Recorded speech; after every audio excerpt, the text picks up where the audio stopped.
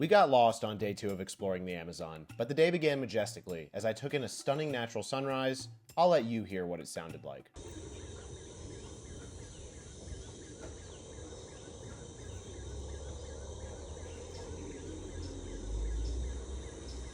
We got started with a light breakfast before hopping into the boats and heading out to begin the day's adventures. Cruising along the river for about 20 minutes before we made it to the first stop of the day, a visit with one of the indigenous communities that live out here.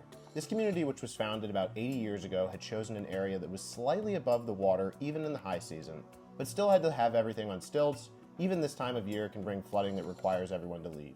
We actually visited when almost the entire village was off at a soccer tournament, so it had an eerie, empty feeling to it. Nonetheless, we got to check out the school, where we learned that up until a few years ago, there was no internet connection here. The internet was regulated, so it's not on all day. It was wild to think this place had no immediate connection to the outside world until very recently. Back in the boats for our final stop at the craft store, the kind of beautiful handiwork everybody wants to find on their trips, including bowls that were made from an enormous inedible local fruit. Afterwards, we headed back to the lodge for a couple of hours, spent between having our lunch and rest, before we began what became my favorite activity, forest canoeing.